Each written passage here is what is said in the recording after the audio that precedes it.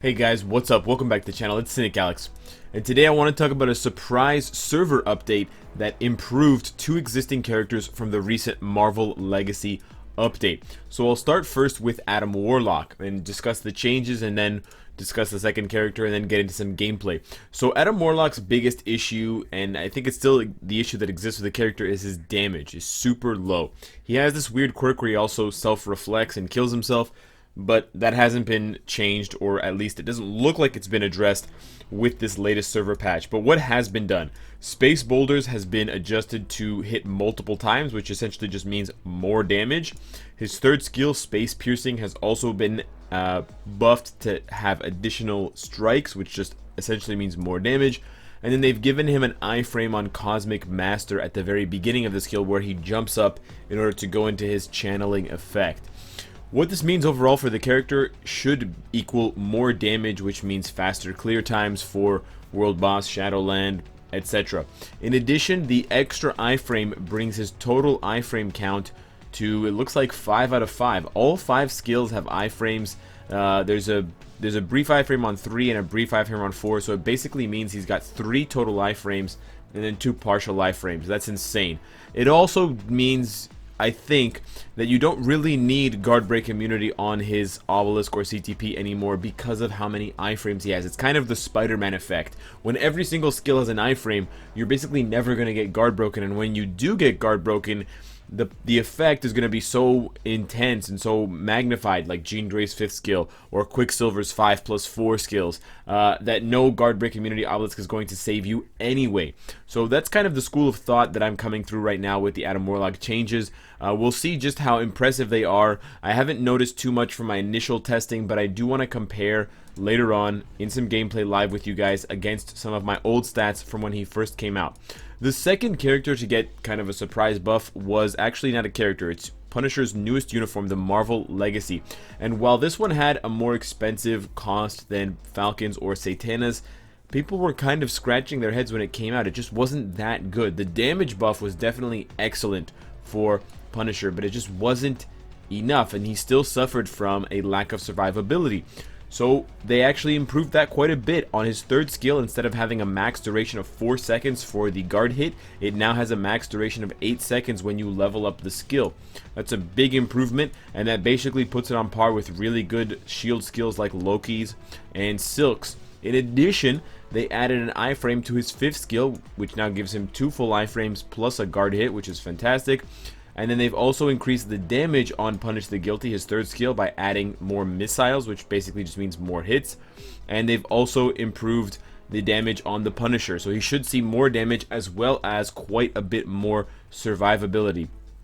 I am curious to see how well he fares, and I think this might be kind of the clincher for people who wanted to get this uniform but just weren't happy with the changes that it had made to the character. I think this is enough. Now, in order to compare these uniforms and these changes fairly to how they were originally, I had to go and dig up some old footage from about a month and a half ago of my gameplay. In Punisher's case, when he first came out, I was able to do about half of Thanos' full health, so it's about 1.6 million damage in 1 minute with a very basic team. I was just using Punisher, not Apocalypse, with his own leadership and 2 scrubs next to him. In this case, it's Maximus and Whiplash. So we're just going to try him out and see just how much better he is, if I can survive longer, or if I can even just do more damage, more than 1.6 million damage in 1 minute.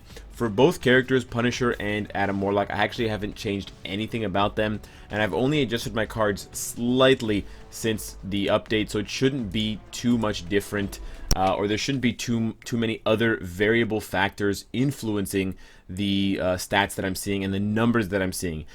The good thing is, as well, in both cases, I did not use any kind of strikers, and they don't have damage proc obelisks, so there isn't a lot of variance in terms of those numbers. But with the full iframe now on his 5th skill, with the longer guard hit, it's going to be a lot easier to do things. In addition to the longer guard hit, you'll notice that the guard hit activates immediately. I think that's probably one of the best parts of this change to his 3rd skill, is that it actually pops the guard hit up as soon as you cast the skill. So it's no longer the case where you have to wait for Punisher to start shooting with his guns. As soon as you press the skill, you will see the guard hit. So it's a much better way of protecting him. And I can actually just pop them right now, and you'll see they pop up right away. That was my biggest complaint about the third skill, because even though you have the third skill there, the fact of the matter is, if you can't pop them in time, it doesn't really matter, right? It's not going to change. Uh-oh. It's not going to change anything, and I can just actually stand here and still keep on popping these. Ooh,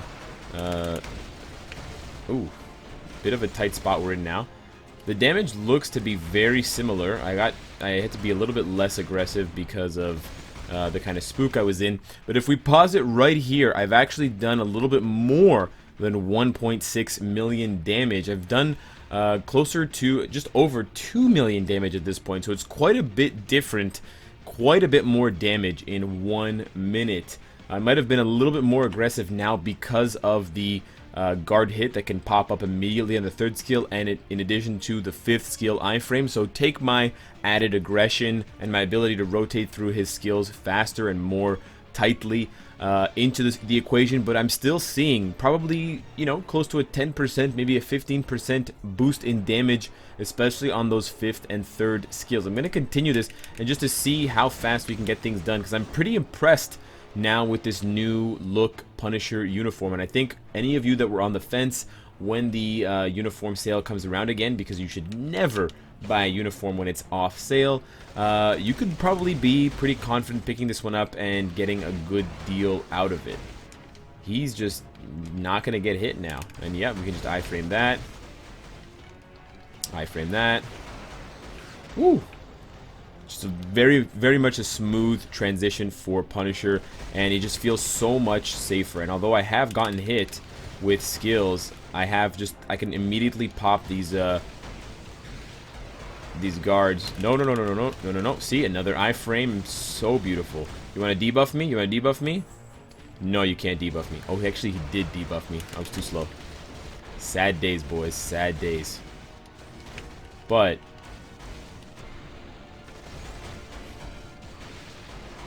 you want to go? Nope. No way, Jose. And even with the debuff, we're still cranking out the damage. And this is over. The guard break immunity would be nice, but that's pretty smooth. It's a pretty smooth 2-minute clear, and you could see I was kind of goofing around. I wasn't taking it too seriously. I'm talking to you guys at the same time.